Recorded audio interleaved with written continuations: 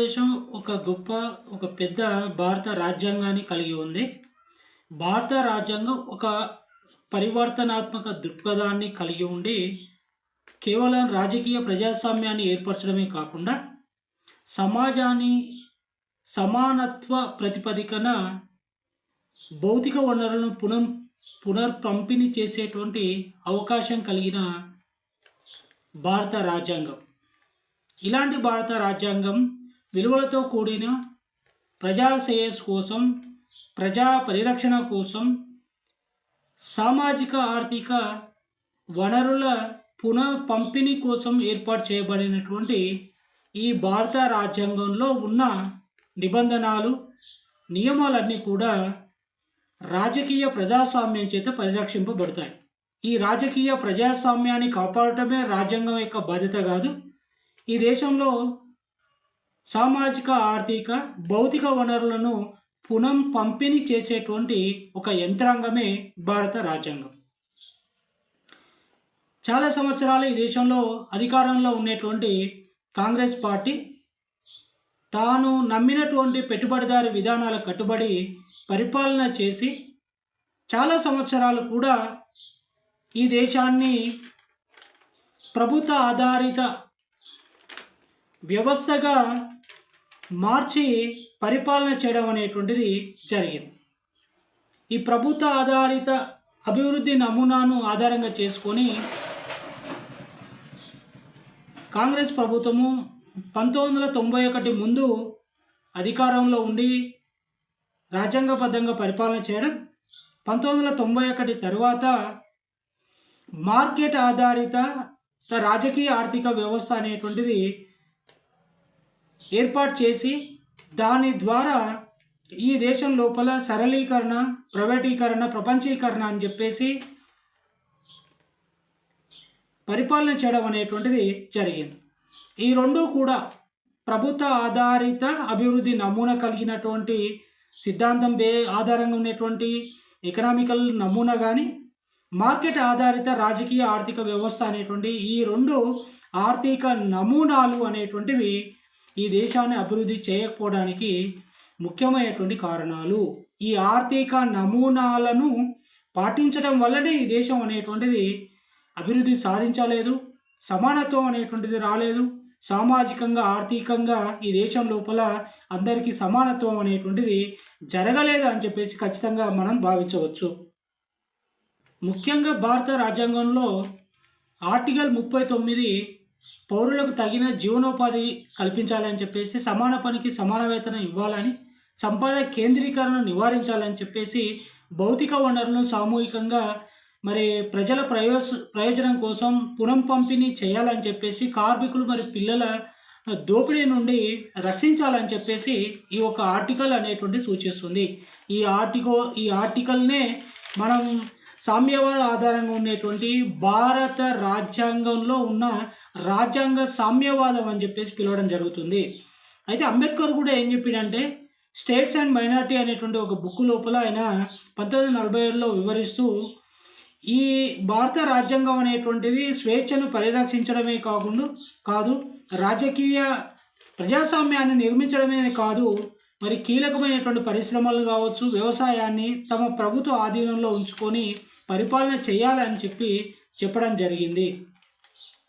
అంటే పునఃపంపిణీ పట్ల ఈ దేశం లోపల మాకు అనుమానాలు ఉన్నాయి.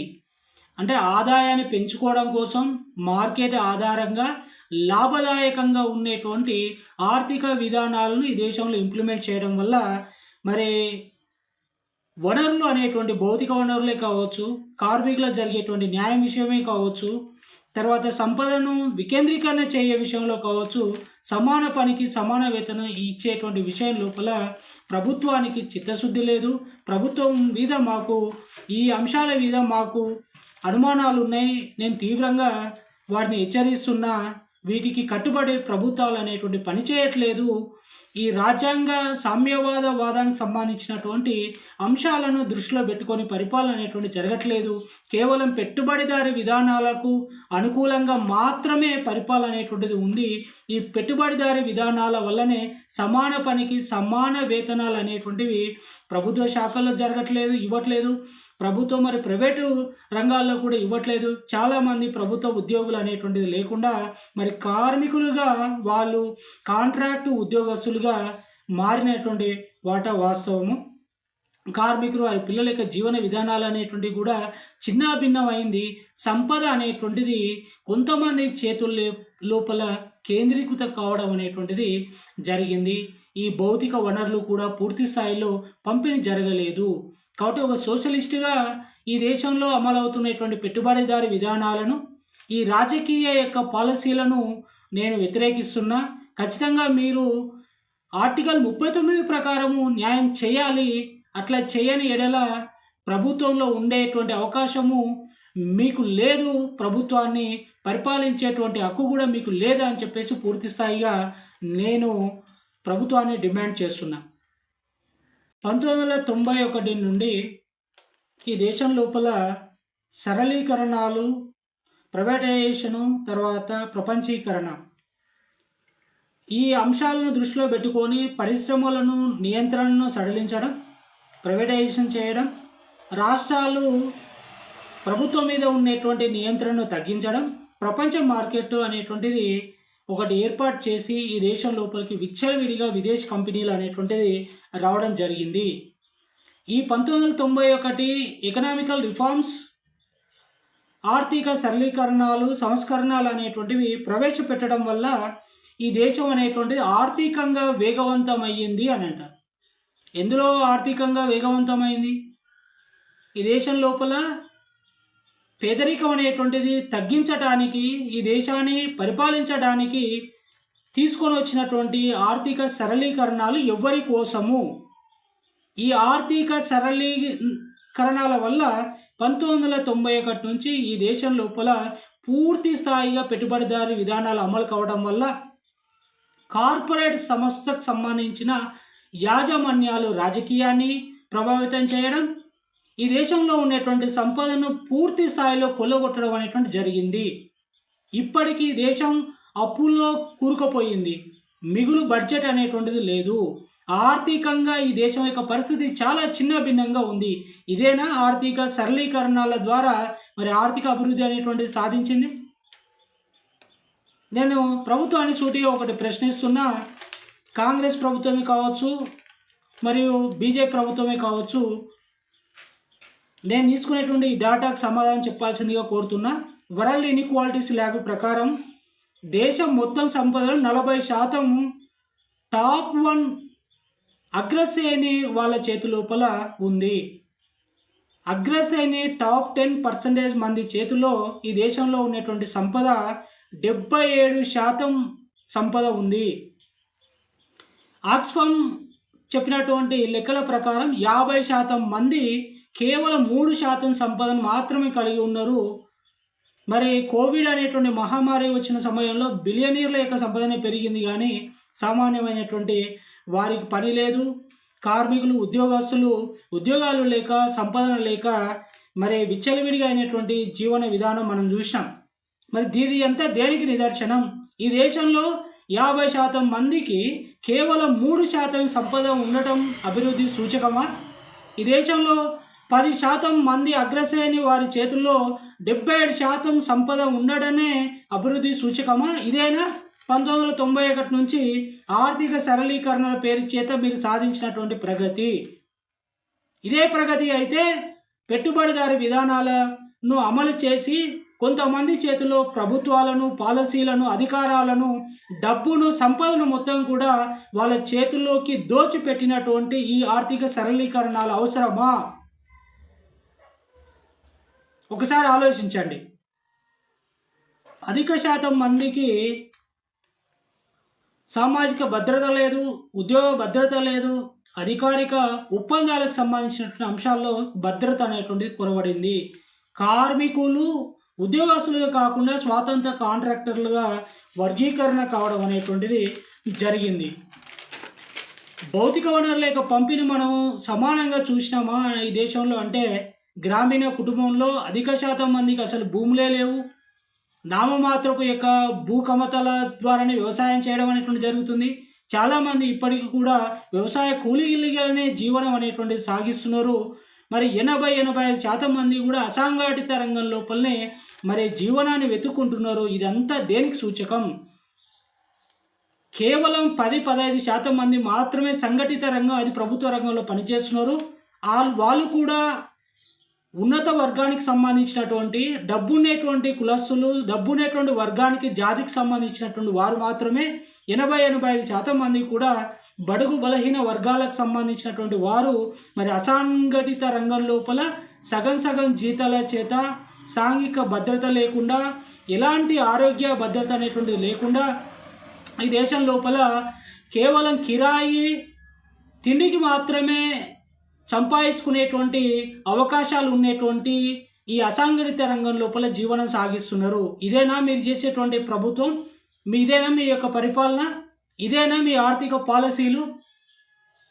ఈ దేశంలో 1990 నుండి చాలా ఆర్థిక సరళీకరణల వల్లనే అసమానతలు పెరిగిపోయినాయి. జీడిపి పెరిగినా దాన్ని సమానంగా అందరికీ పంచడం అనేటువంటి జరగలేదు.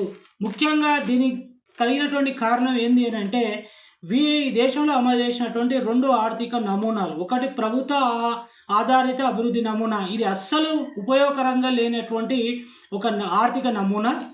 మార్కెట్ ఆధారిత రాజకీయ ఆర్థిక వ్యవస్థ, ఇది ఫెయిల్యూర్ అయినటువంటి ఆర్థిక నమూనా. ఈ 2 ఆర్థిక నమూనాల వల్లనే ఈ దేశం అనేటువంటిది విచ్ఛిన్నమైంది. ఈ దేశంలో ఉన్నటువంటి ప్రజల మౌలిక వసతులు కానీ, ఆర్థిక విధానాలు కానీ, సామాజికమైనటువంటి స్థితి అనేటువంటి మెరుగ్గా లేదు.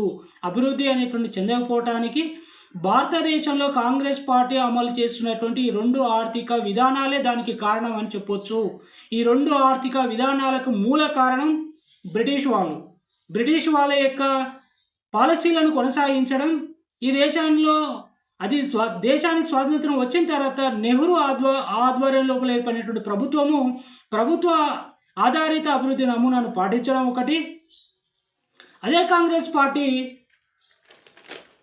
పివి నరసింహారావు ప్రధానమంత్రిగా ఉన్నప్పుడు మార్కెట్ ఆధారిత రాజకీయ వ్యవస్థను 1991 నుంచి తీసుకురావడం అనేటువంటి 2 కూడా ఒక రాజకీయ ఆర్థికవేత్త అయినటువంటి అవివేకి చేసినటువంటి పనుల వల్లనే ఈ దేశం అనేటువంటి అభివృద్ధి జరగలేదు. ఇప్పటికైనా ఈ 2 సిద్ధాంతాలను, ఆర్థిక నమూనాలను తోచి పక్కకు పెట్టాల్సినటువంటి అవసరం ఉంది. పెట్టుబడిదారీ విధానాలకు వ్యతిరేకంగా ఉద్యమం చేయాల్సినటువంటి అవసరం ఉంది. హరిత ఆర్థిక విధానాలను ఈ దేశంలో ఇంప్లిమెంట్ చేయాలి. గ్రీన్ ఎకానమీ ప్రిన్సిపల్స్ని ఈ దేశంలో ఇంప్లిమెంట్ చేసినట్లయితే ఖచ్చితంగా మనకు ఉపయోగకరంగా ఉంటుంది. ఈ దేశంలో చాలామంది కార్మికులు తమకు ఉద్యోగ భద్రత లేదని పోరాటం చేస్తున్నారు. కనీస వేతనాలు లేవు అని చెప్పేసి, సామాజిక న్యాయం జరగట్లేదు అని చెప్పేసి ఉద్యమాలు చేస్తున్నారు. వ్యాపారస్తులు కూడా లాభదాయకం లేని వ్యాపారంలో చిన్న చితక వ్యాపారం చేసే వాళ్ళు కూడా వారి వ్యాపారం అనేటువంటిది క్షీణించింది. చిన్న మధ్యతరగతి పరిశ్రమలు అనేటువంటి మూతపడినవి. దేశంలో రైతుల యొక్క పరిస్థితి దీనంగా ఉంది. వారికి భూమి మీద హక్కులు లేవు. వారు కేవలం వ్యవసాయ కూలీల మీదనే ఆధారపడుతూ ఈ దేశం లోపల జీవనం సాగిస్తున్నారు. ఇంత దుర్మార్గమైనటువంటి పరిస్థితి ఉన్నటువంటి ఈ దేశము అభివృద్ధి చెందుతుందా? దేనికి సూచకంగా ఈ ఆర్థిక విధానాలు అర్థం కావట్లేదు. ముఖ్యంగా తెలంగాణ రాష్ట్రంలో 67% పేదరికం ఉంటే ఈ రాష్ట్రం అన్ని రాష్ట్రాల కంటే అభివృద్ధి చెందిందని, అన్ని రాష్ట్రాల కంటే ఆర్థికంగా ఉన్నతంగా ఉందని, అన్ని రాష్ట్రాల కంటే జీవన ప్రమాణాలు పెరిగినవి అని చెప్పేసి, కనీస వేతనాలు పెరిగినవి అని చెప్పేసి అసంభవమైన అవాస్తవాలను ప్రచారం చేసేటువంటి రాజకీయ పార్టీల వల్లనే ఈ రాష్ట్రం అనేటువంటిది ఈ దీనస్థితికి రావడం అనేటువంటి జరిగింది. అప్పుల్లో కూరుకుపోవడానికి కారణమైంది. అభివృద్ధి అనేటువంటి సూచకంగా లేదు అని చెప్పేసి ఖచ్చితంగా మనం భావించవచ్చు. ఈ రాష్ట్రం లోపల 67% పేదరికంలో ఉన్నారు. 67% పేదరికంలో ఉంటే ఈ రాష్ట్రం అభివృద్ధి జరుగుతుందా? 67% పేదరికంలో ఉన్నటువంటి జనానికి 50% రిజర్వేషన్ సరిపోతుందా? రిజర్వేషన్ శాతం అనేటువంటిది ఎంతమంది పేదలు ఉంటే ఆ పేదల్లో ఉన్నటువంటి ప్రతి కుటుంబానికి కూడా రిజర్వేషన్ అమలు అవుతూనే, విద్యా ఉద్యోగ రాజకీయ రిజర్వేషన్ అమలు అవుతూనే ఆ కుటుంబం పేదరికం నుంచి బయటపడుతుంది. ఇప్పుడే చూసిన ఆక్స్ఫర్డ్, తర్వాత వరల్డ్ ఇన్ఈక్వాలిటీస్ ల్యాబ్కి సంబంధించినటువంటి లెక్కలు చూసినాం. ఈ దేశం లోపల 50% మంది చేతుల్లో కేవలం 3% మాత్రమే సంపద ఉంది. ఇది దేనికి సూచకము? అభివృద్ధికి సూచకమా? టాప్ 10 అగ్రశ్రేణి వారి చేతుల్లో ఈ దేశంలో సంపద 77% ఉంది. ఇదంతా కూడా పెట్టుబడిదారి విధానాలు అమలు చేయడం వల్ల ఒక వర్గం, ఒక జాతి మాత్రమే ఈ దేశాన్ని పీడించి దోసుక తినేటువంటి ఆర్థిక విధానాలు, ఆర్థిక పాలసీలు తప్ప ఇవి అభివృద్ధి నమూనా కాదు. ఈ దేశం అనేటువంటి అభివృద్ధి చెందడం అనేటువంటిది సాధ్యం కాని విషయాలుగా మనం భావించవచ్చు. కాబట్టి ఉద్యోగస్తులకు నేను ఒకటే చెప్తున్నా, ఈ దేశంలో ఉన్నటువంటి ఆర్థిక విధానాలను మార్చుకోకపోతే కార్మిక శక్తి కానీ, ఉద్యోగ శక్తులు కానీ, వ్యవసాయ శక్తులు అనేటువంటి తప్పకుండా మీ యొక్క పాలసీలకు, మీ పెట్టుబడిదారు విధానాలకు వ్యతిరేకంగా పోరాటం చేస్తాయి. ఈ దేశాన్ని పట్టి పీడిస్తున్నటువంటి మీ జాతి కోసం మీరు అమలు చేసినటువంటి విధానాలను, సిద్ధాంతాలను వ్యతిరేకించే రోజు వస్తుంది. ఆ రోజే ఈ దేశంలో ఒక తిరుగుబాటుకు కారణమవుతుంది. అది తప్పకుండా నా వల్లనే సాధ్యం అవుతుంది. నేనే ఈ దేశానికి తిరుగుబాటును పిలుపునిస్తున్నా. ఈ దేశానికి నాయకత్వం అనేటువంటిది లేదు. ఈ దేశంలో దొంగలు, దోపిడీదారులు, అవినీతి పరుల యొక్క రాజకీయం వల్లనే ఈ దేశం అనేటువంటి అభివృద్ధి జరగట్లేదు. ఒక జాతి ఈ దేశాన్ని పట్టి పీడిస్తుంది, ఈ దేశాన్ని దోచుక తింటుంది తప్ప అభివృద్ధి అనేటువంటి చేయట్లేదు. ఆ జాతిని దేశం నుంచి తరిమే రోజు తప్పకుండా వస్తుంది. ఉద్యోగస్తులకు ప్రభుత్వ ఉద్యోగాలు కావాలి, వ్యాపారస్తులకు వ్యాపారం చేసుకునేటువంటి స్వేచ్ఛ కావాలి, వ్యవసాయం చేసుకునే వ్యవసాయదారులకు భూ కమతలు కావాలి. ఈ దేశం లోపల భూ సంస్కరణల పేరుతో భూ పంపిణీ జరిగింది. భౌతిక వనరులు సమాన పంపిణీ చేసినట్టు ఎక్కడ జరిగింది? ఎవరి చేతుల్లో భూములు ఉన్నాయి? ఎవరికి అధికారాలు ఉన్నాయి? ఎవరు అభివృద్ధి చెందుతున్నారో ఒకసారి చూడండి, లెక్కలు పరిశీలించండి. ఈ దేశం యొక్క పరిస్థితి ఏ విధంగా ఉందో, ఎన్ని అప్పులు ఉన్నాయో ఈ దేశానికి, ముఖ్యంగా ఈ తెలంగాణ రాష్ట్రానికి కూడా ఎన్ని అప్పులు ఉన్నాయి, ఈ రాష్ట్రం యొక్క పరిస్థితి ఏంది, ఈ రాష్ట్రంలో ఉన్నటువంటి పేదరికం ఎంత ఉందో ఒకసారి చూడండి. ఇవన్నీ లెక్కలు దేనికి నిదర్శనం అంటే వాళ్ళు అమలు చేసినటువంటి పెట్టుబడిదారీ విధానం వల్లనే ఇవంతా మనకు సాధ్యమైంది. వీటిని లేకుండా చేసి అభివృద్ధి అనేటువంటి సంపూర్ణంగా భౌతిక వనరులు అందరికీ సమానంగా పంపిణీ జరగాలన్నా, ఆర్టికల్ 39 ప్రకారం అందరికీ న్యాయం చేయాలన్నా తప్పకుండా సామ్యవాద సిద్ధాంతాల ద్వారానే అది భారత రాజ్యాంగంలో ఉన్న ఆర్టికల్ 39 ప్రకారమే సాధ్యమవుతుంది. ఇంతవరకు కూడా ఈ దేశంలో ఆర్టికల్ 39 ఇంప్లిమెంట్ చేయట్లేదు. ఎందుకంటే ఆర్టికల్ 39C కానీ ఈఎఫ్ అనేటువంటిది కార్మికుల యొక్క జీవనోపాధి హక్కుల గురించి కానీ, రక్షణ గురించి కానీ పిలుపునిస్తున్నాయి. మరి వాళ్ళకు హక్కులు అనేటువంటి కల్పించబడట్లేదు, వాళ్ళకి రక్షణ అనేటువంటిది అసలే లేదు. ఈ దేశం లోపల ఆర్టికల్ 39 అనేటువంటి ఫెయిల్యూర్. అసలు ఈ దేశంలో కార్మికుల యొక్క జీవన విధానం అనేటువంటిది అస్తవ్యస్తంగా ఉంది. ప్రభుత్వం అనేటువంటిది చేయూత అనేటువంటిది లేదు అని స్పష్టంగా మనం చెప్పుకోవచ్చు. కాబట్టి కార్మికులందరూ కూడా ఐక్యమయ్యి అన్ని సంఘాలు కలిసి ఈ దేశంలో ఉన్నటువంటి బలవంతంగా అమలు చేసినటువంటి పెట్టుబడిదారు విధానాలను వ్యతిరేకించి ఒక జాతిని ఈ దేశం లోపల బలవంతంగా మన మీద డబ్బు దోపిడీ, అధికార దోపిడీ, రాజ్యాంగ దోపిడీ చేసేటువంటి ఆ జాతిని దేశం నుంచి తరిమేయాలి. అప్పుడే మనకు ఈ దేశం లోపల మనకు కావాల్సినటువంటి హక్కులు అనేటువంటి తెచ్చుకోవడానికి అవకాశం ఉంటుంది. దానికోసమే మనం ప్రతి ఒక్కరూ కూడా ప్రయత్నం చేద్దామని చెప్పేసి, అలాంటి ప్రభుత్వాన్ని, అలాంటి యొక్క సమాజాన్ని నిర్మించుకోవాలని చెప్పేసి ఆశిస్తూ ముగిస్తున్నాం.